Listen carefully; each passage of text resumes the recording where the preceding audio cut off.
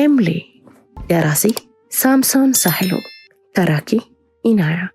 እነዚህንና መሰል ታሪኮችን ለማግኘት ቻናላችንን ላይክ፣ ሼር፣ ሰብስክራይብ በማድረግ ቤተሰብ ይሁኑ። ስለምትከታተሉን ከልብ እናመሰግናለን። አብራችሁን ቆዩ። እሺ፣ እኔ ተራ የ10ኛ ክፍል የሃይስኩል ሴት ተማሪ ነኝ። በህይወት ውስጥ መጥፎ ገጠመኝ እንደሚገጥም አውቃለሁ። ነገር ግን አንዳንድ ጊዜ ሳስብ በእኔ ላይ ሲበዛ መጥፎ እንደሆነ ይሰማኛል። ነገሩን እኔም አውቃለሁ፣ በሱም ውስጥ አልፌያለሁ። ሁሉም የሚለውን እኔም እላለሁ። ነገር ግን እኔ ላይ የደረሰው የተለየ ነው። እኔ ጤነኛ እንደሆንኩ ይሰማኛል። ነገር ግን ሁሉም የተለየው አድርጎ ያስበኛል። ለዚህም ይመስለኛል አንድ እንኳን የኔ የምለው ጓደኛ የሌለኝ። ብቸኛ የማውቀው ቃል የህይወት ክፉነት ነው። ምክንያቱም ህይወት ክፉ ናት። ብዙ እንድንጓዝ ራሴን ላስተዋውቃችሁ። ስሜ ኤምሊ ነው። ራሴን ኤማ ብዬን የምጠራው። ኤማ ብዬ እንድጠራ ያደረገኝ ምክንያት አንድም ኤማ ብሎ የሚጠራኝ ጓደኛ ስላልነበረኝ ነው። እኔ ጨለማ ውስጥ የተጣልኩ ሴት ነኝ። እኔ ማንንም አላምንም። ይህን ታሪኬን ለሚያነቡ ሰዎች ማንንም እንዳያምኑ መክራቸዋለሁ። ምክንያቱም በመጨረሻ ሁሉም ትተዋቸው ይሄዳሉ። የገዛ ጥላቸው ሳይቀር በጨለማ ውስጥ ጥሏቸው ይሄዳል። አስቀድሜ እንዳልኩት እኔ ተስፋ የቆረጥኩ የሃይስኩል ሴት ተማሪ ነኝ። ይህንንም ለማለት ያስቻለኝ ምክንያት አለኝ። የመጀመሪያው ምክንያቴ አቶ ሃሮልድ ነው። ምንም ነገር ከማለቴ በፊት አቶ ሃሮልድ ማን ነው? አቶ ሃሮልድ የትምህርት ቤቱ ጥበቃ ነው። እሱ ለትምህርት ቤቱ አዲስ ነው። ገና ከገባ 2ኛ ወሩን ይዟል። ሁላችሁም እንደምታውቁት ጓደኛ የሚባል የለኝም። ስለዚህ የግቢው የተማሪዎች ካፍቴሪያ ውስጥ አልመገብም። ምክንያቱም ተነጥዬ ለብቻዬ ተቀምጬ መመገብ እጅግ እጠላለሁ። ሁል ጊዜ የምሳ እረፍት ላይ የዘበኞቹ መቆጣጠሪያ ቤት ውስጥ ነው የምበላው። እዛ መብላት የጀመርኩት ከዓመቱ መጀመሪያ ጀምሮ ነው። አንድ ቀን እንደተለመደው ለመመገብ ስገባ ማንም የለም። በወለሉ ላይ ቁጥጥ አልኩና መመገብ ጀመርኩ። በድንገት አቶ ሃሮልድ ጌት እንደወጣ ሳላውቅ መጥቶ ያወራኝ ጀመር። እሱ ቆንጆና ግርማ ሞገስ ያለው ሰው ነው። ስገምት እድሜው ከ30 እስከ 35 ይሆናል። ስለዚህ እኔ እሱን ጓደኛዬ ለማድረግ አስብኩ። በየጊዜው እሱን ለማናገር መቅረብ ጀመርኩ። ጥሩ ጓደኛሞች ሆነን። ስለ ራሴ አንድም ሳላስቀር ነገርኩት፣ ሚስጥሬን ጨምሮ። ነገር ግን ስለሱ የማውቀው ስሙንና የ33 ዓመት ጎልማሳ እንደሆነ ነው። አንድ ቀን እያወራን እያለ ለጆሮ የሚቀፉ ነገሮችን መናገር ጀመረ። ያደረግኩትን ፓንት ከሱሪ ጋር ማች እንደሚያደርግ ምናምን። እኔ ምንም ነገር ከመናገሬ በፊት ያዘኝና የጃኬቴን ዚፕ ቁልፍ በፍጥነት ከፍቶ ማውለቅ ጀመረ። ገፍቼው ለማምለጥ በሞክርም ጨምድዶ ስለያዘኝ አልቻልኩም። ወለሉ ላይ ወረወረኝ። ቀጥሎም የክፍሉን በር ቆለፈው። ወንድነቱም በእኔ ላይ ያሳየ። አስገድዶ ደፈረኝ። ያልጠበቅኩት ነገር ሆኖብኝ ከመደንገጤ የተነሳ ሰው እንዲረዳኝ መጮህ ተሳነኝ። ሃሮልድ ስራውን ሲጨርስ ከክፍሉ ወጥቶ ሄደ። እኔ ግን በፍርሃትና ህመም ተከብቤ ብቻዬን ቀረሁ። እዛች ክፍል ውስጥ እንደሞተ ሰው ወድቄያለሁና ከገጠመኝ አደጋ የሚያድነኝን ሰው ፈለግኩ። ወደ ጥጉ ሄጄ አነባው። ደግሞ ወደ ክፍል መሄድ ነበረብኝ። ስለዚህ ተነስቼ እምባዬን አደራረኩና ምንም እንዳልተፈጠረ አድርጌ ወደ ክፍል ገባው። ከወራቶች በኋላ ለትምህርት ቤታችን አዲስ የሆነች አቢጌል የምትባል ሴት ነበረች። እሷም እንደኔ ጓደኛ ስላልነበራት ላናግራት ወሰንኩ። በነገራችን ላይ አቢጌል ውብና መልካም ሴት ናት። እሷ ወንዶች የሚወዷትና የሚመኟት አይነት ሴት ናት። ስለዚህ ወደ እርሷ በመሄድ ጥቂት አነጋገርኳት። ከሁኔታዋ ጥሩ ሴት ትመስላለች። በዚህም ጓደኛሞች ሆነን ካፌው ውስጥ አብረን መብላት ጀመረን። ከእንግዲህ ብቸኝነት ቀረ ማለት ነው። የአቢጌል ቤተሰቦች በጣም ምርጦች ናቸው። አንድ ታላቅ ወንድም አላት። እሷ ስቂኝና የምታዝናና አይነት ናት። አንድ ቀን አቢጌል ስለ አካላዊ ብቃት እንስታ ከተወያየን በኋላ ወደ ጅም ቤት ለመሄድ ተስማማል። በጅም ቤት ውስጥ ብዛት ያላቸው የሚያማምሩ ወንዶች ሞልተዋል። እኔና አቢጌል ልምምዳችንን አጠናክረን ቀጠልን። ከ4 ሳምንት በኋላ የሰውነታችን አቋም መስተካከል ጀመረ። ውፍረትም ቀነስን። ጂም ቤት ስንሰራ የ5 ደቂቃ እረፍት እንወስዳለን። አንድ ቀን እንደተለመደው የ5 ደቂቃ እረፍት ለማድረግ ወጥተን ሳለ ሁለት ወጣቶች ቀርበው ማውራት ጀመሩ። ስማቸውም አሌክስ እና ጄንሰን ይባላሉ። እነሱ ከኛ በ3 ዓመት ዕድሜ ይበልጡናል። አሌክስ ሞተር ሳይክል ይነዳል እና ጄንሰን ደግሞ መኪና አለው። የሚጠጣ ነገር እንጋብዛቸዋለንና ተስማምተን ጂም የምንሰራበት ካፍቴሪያ ውስጥ አመራን። እርስ በርስ ከተዋወቅን በኋላ የመሄጃ ሰዓታችን ስለደረሰ ለመሄድ ተነሳን። እኔና አቢጌል ወደ ልብስ መቀየሪያው ክፍል ካመራን በኋላ ሻወር ወስደን ስንወጣና አሌክስ ወደ ቤት እናድርሳቸው የሚል ጥያቄ ያቀረቡልን። አቢጌል ከጄንሰን ጋር፣ እኔ ደግሞ ከአሌክስ ጋር። አቢጌልና ጄንሰን ወዴት እንደሚሄዱ ግድ አልነበረኝም። አሌክስ እኔን እስከ ቤት አድርሶኝ ተመለሰ።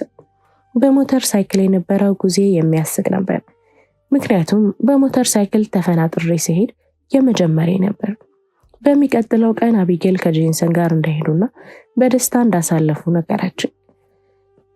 ከ3 ቀናት በኋላ ከቀኑ ወደ 9:45 አካባቢ አቢጌል እና አሌክስ ጋር በመዝናናት ላይ እንደሆነችና ልብሴን ለባብሼ እንድጠብቃቸውና ሊወስዱኝ እየመጡ መሆናቸውን በስልክ ቴክስት አደረገችልኝ። በደረጃው ወደ ስር ወርጄ ለእናቴ መሄድ እንደምፈልግ ነገርኳት። እሷም እሺ አለችኝ። ምክንያቱም ለመጀመሪያ ጊዜ ነው ከጓደኞቼ ጋር ፈታ ለማለት ሳስፈቅድ። ለነገሩ የኔ መሄድ ለእሷ ትልቅ ጉዳይ አይደለም። በደረጃው ወደ ላይኛው የቤታችን ክፍል ወጥቼ ልብሴን ለባበስኩ እና አቢጌልም መጥተው በጄንሰን መኪና ይዘውኝ ሄዱ። ከዚህ ቀደም ሄጄ ወደማላውቅበት ክለብ ወሰዱ። ሁላችንም ስንደንስና ስንዝናና ከቆየን በኋላ ወደ መቀመጫው ሄደን ተቀመጥን። ጄንሰን አቢጌልም መጠጥ እንድትጠጣ ሲገፋፋት ነበር። ለነገሩ እሷ ቀድማ በመጠጥ ጦዛለች። ስለዚህ እኔ ተነሳውና አቢጌልን ይዤ ልንሄድ እንደሆነ ነገርኳቸው። ነገር ግን ወደ መቀመጫው መልሰው አስቀመጡኝና እንድቆይ አደረጉ። አቢጌልም መቆየት ፈልጋለች። ጄንሰን እና አቢጌል ለየት ያለ ጨዋታ ጀመሩ። አሌክስ ልክ እንደነሱ ከኔ ጋር ሊጀምር ሲል ተቃወምኩት። አቢጌል በጣም ሰክራለች። ስለዚህ በዚህ ሁኔታዋ ወደ ቤት መሄድ የለባትም። እዚህ ክፍል ይዘን በጠዋት ወደ ቤቷ አድርሳታለሁ አለ ጄንሰን። ጫፏን እንደማይነካት ቃል ገባልኝ። ነገር ግን አላመንኩትም። የተወሰነ የሰውነት ክፍል አይሆንም ይላል። ነገር ግን አማራጭ አልነበረኝምና አቢጌልን ከጄንሰን ጋር ተውኳት። ክለብ ውስጥ ወዳለው ክፍል አቢጌልን ይዟት ሄደ። አሁን እኔና አሌክስ ነን የቀረነው። አቢጌልና ጄንሰን ተያይዘው ወደ ክፍል ሲሄዱ ለተወሰነ ጊዜ በዝምታ ውስጥ ቆየን። አሌክስ ንግግር ጀመረ። እሱ አስቂኝ ነገር ነው። ወደ እኔ ቀስ በቀስ እየተጠጋ በንግግሩ መሃል መንካት ባለበት ሰዓት እየነካኝ ያወራል። አቤት ዘዴው! ነገር ግን ሊስመኝ ሲሞክር ከሃሮልድ ጋር የገጠመኝ ትውስታ በሙሉ ተጠቃሎ በአእምሮዬ ላይ ብልጭ አለብኝና አሌክስን ገፍቼው ሮጥኩ። ነገር ግን ተከትሎ ከኋላ ያዘኝና በዚህ አይነት ነገር አንቺ የመጀመሪያ ነበርሽ፣ እሺ ብትይኝስ አለኝ። ቀጥሎም ጮኸብኝና ዳግም ዓይንሽ እንዳላይ በማለት ገፍትሮኝ ጥሎኝ ሄደ። ታክሲ አስቆምኩና ቀጥታ ወደ ቤት ሄድኩ። አሁን ግን አሌክስ ተጫዋች ልጅ እንደሆነ ማሰላሰል ጀመርኩ። ቤት ከገባው በኋላ ከአቢጌል ለመደወል ሞከርኩኝ። ነገር ግን መልስ የለም። ሲነጋ ጠዋት ትምህርት ቤት ከገባው በኋላ አቢጌልን ተመለከትኳት። እሷ ከወትሮ ለየት ትብላለች። ጥቁር ልብስ ለብሳለች። አቢጌልን እንደዛ ሆና አይቻት አላውቅም። እኔን ስታየኝ እየሮጠች መታ አቀፈችኝ። በዛ ምሽት የሆነውን ሁሉ ነገረችኝ። ጄንሰን እና አቢጌል ወደ ክፍሉ እንደገቡ አቢጌል አልጋው ላይ ከነልብሷ ጫማዋ ተዘረገፈች። ጄንሰን ልብስና ጫማዋን በማውለቅ እንዲረጋት ጠየቃት። እሷም ተቀበለችው። ነገር ግን እሷ ተሳስታለች። እሱን ማመን አልነበረባትም። ወደ ሌላ ነገር ሲገባ ልታስቆመው ታገለች። ነገር ግን በጣም ጥጥታ ስለነበር አልቻለችም። የአውሬ የኔን እውነተኛ ተጫዋችና አሳዛኝ ምርጧን ጓደኛዬን አስገድዶ ደፈራት። ከዛም በኋላ ከክፍሉ ከወጣ በኋላ ከነሱ ክፍል ጎን ያለች ሴት አቢጌል ስታለቅስ ሰምታት አጽናንታት ወደ ቤቷ አደረሰቻትና ጉዳዩን ለፖሊስ እንድታሳውቅ አሳሰበቻት። ነገር ግን አቢጌል ማሳወቁን ተቃወመች። ምክንያቱም ጉዳዩን ቤተሰቦቿ እንዲያውቁ አልፈለገችም። እኔም ከፍተኛ የጥፋተኝነት ስሜት ይሰማኝ ጀመር። እሷን ከጄንሰን ጋር መተው አልነበረብኝም። ከኔ ጋር ወደ ቤት ለወስዳት ነበር፣ ምርጫ ነበር፣ አልመረጥኩትም እንጂ። ከዚያን ጊዜ ጀምሮ ወደ ጅም ቤት መሄድ አቆምን። አቢጌል ከፍተኛ ጭንቀት ውስጥ ገባች። ከሳምንት በኋላ አቢጌል ከትምህርት ቤት ቀረች። 2 ቀን ሲሆን ደወልኩላት፣ አታነሳም። መልእክት ላኩላት፣ አትመልስም። ስለዚህ ወደ ቤቷ ለመሄድ ወሰንኩ። ነገር ግን ቤታቸው ተዘግቷል። ግቢያቸው ጭር ብሏል። ማንም የለም። በጣም ከመጨነቅ የተነሳ ለእናቷ ደወልኩላት። የሰማሁት ነገር በህይወት ያስደንጋጭና ልብ ሰባሪ ዜና ነበር። አቢጌል ከፍተኛ ጭንቀት ውስጥ ስለነበረች ብዛት ያለው ክኒን በመዋጥ ራሷን ለመግደል ወስዳ ሆስፒታል እንደተኛች እናቷ ነገረችኝ። ወዲያውኑ ወደ ሆስፒታል አመራው። አቢጌል ሆስፒታል ውስጥ ተኝታለች። ራሷን አታውቅም። እሷን ካየኋት በኋላ የበለጠ የጥፋተኝነት ስሜት ተሰማኝ። በየዕለቱ ከትምህርት ቤት ስመለስ እየሄድኩ ጠይቃታለሁ፣ ግን እሷ አልነቃችም። ከሳምንት በኋላ ከአቢጌል ወንድም ተደወለልኝ። አቢጌል አቃታት። እስከ መጨረሻው አሸልባለች አለኝ።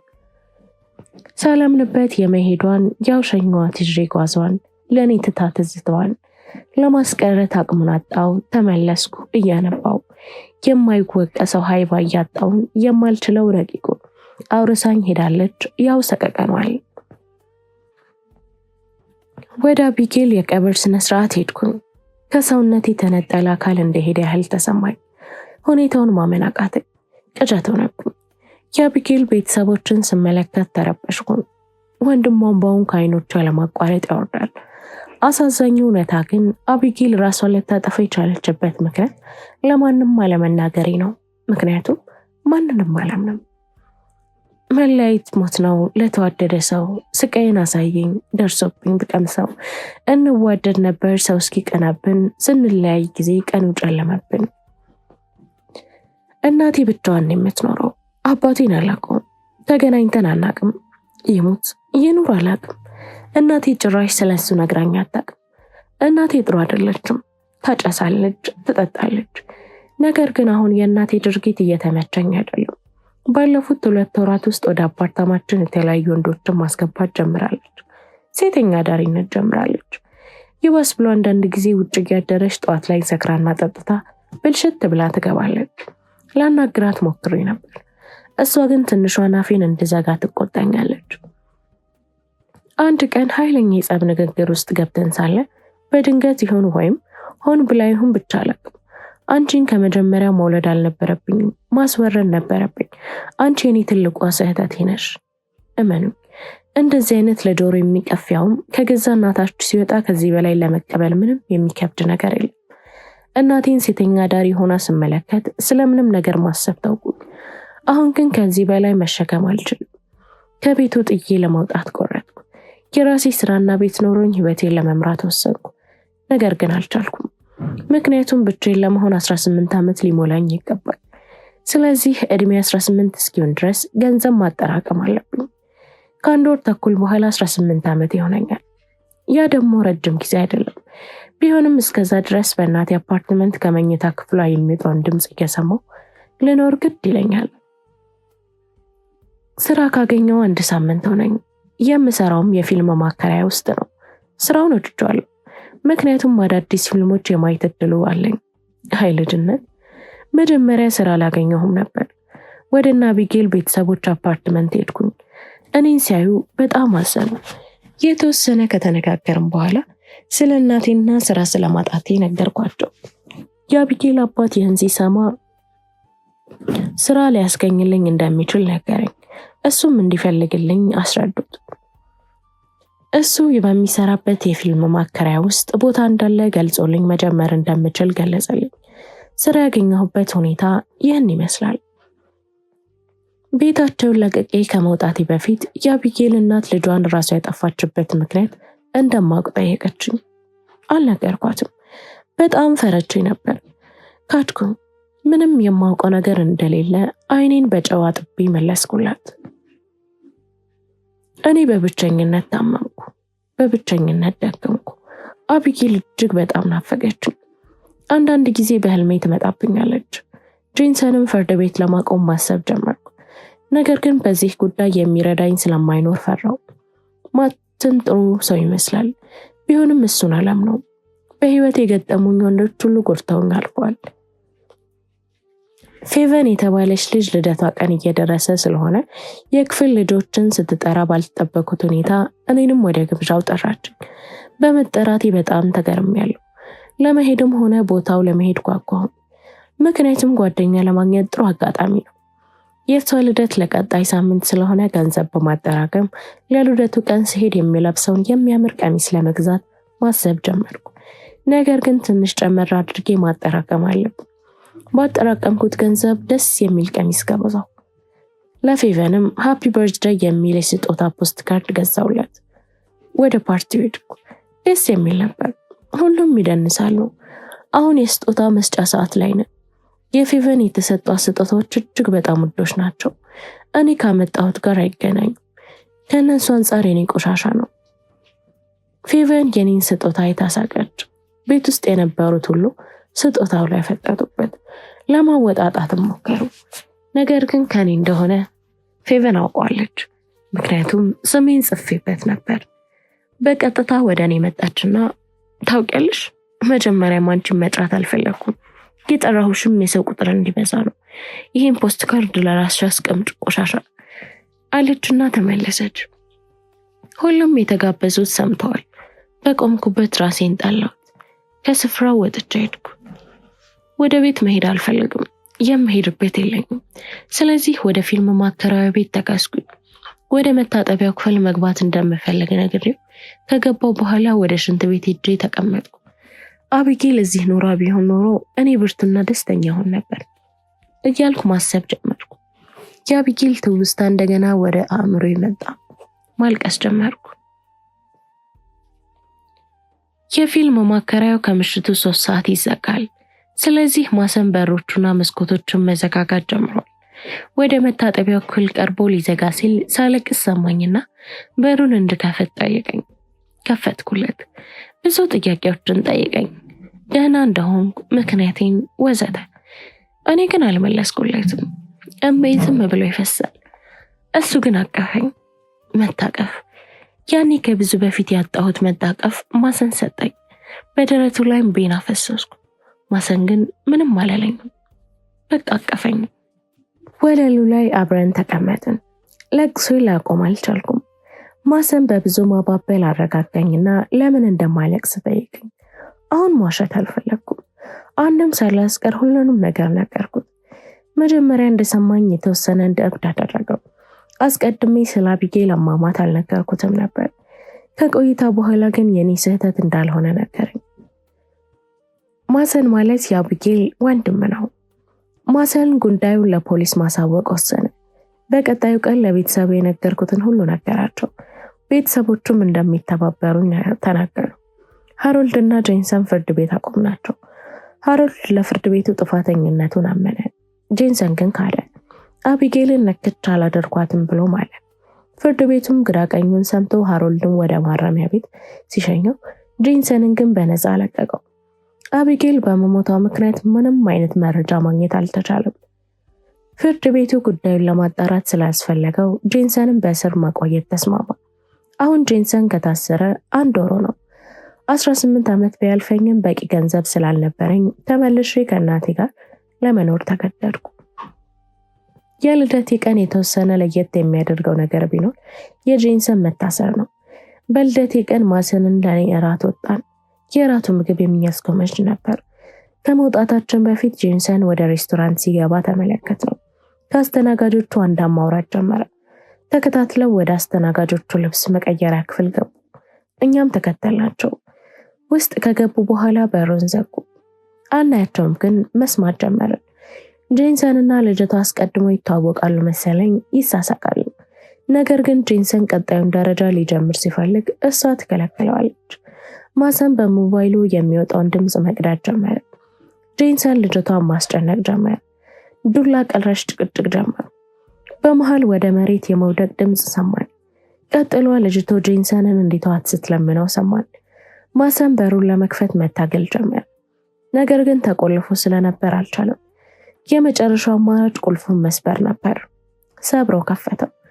ጄንሰን መሮጥ አልቻለም። ማሰን ያዘውና 4 ጊዜ በቡጢ ነረተው። ልጅቷ እጅግ በጣም ደንግጣለች። ፈጣሪ ይመስገን ጄንሰን ልጅቷን ምንም አላረጋትም። ሌሎች አስተናጋጆች ተሯሩጠው መጡና ወደ ፖሊስ ጣቢያ ደወሉ። የፖሊስ የቡድን አባላትም ደርሰው ጄንሰንን ያዙ። የአስተናጋጇ ስም ሃና ነው። እሷ እንደነገረችን ከሆነ ጄንሰን የወንድሟ ምርጥ ጓደኛው ሲሆን ወንድሟ ደግሞ አሌክስ ነው። ሃና የአሌክስ እህት ናት። ይህ ደግሞ መጥፎ ዕድል ነው። በጣም መጥፎ የሚያደርገው ነገር ደግሞ ጄንሰን የአብሮ አደጉን እህት ለመድፈር መሞከሩ ነው። ጄንሰን በጠቅላላው ደፋሪ ነው።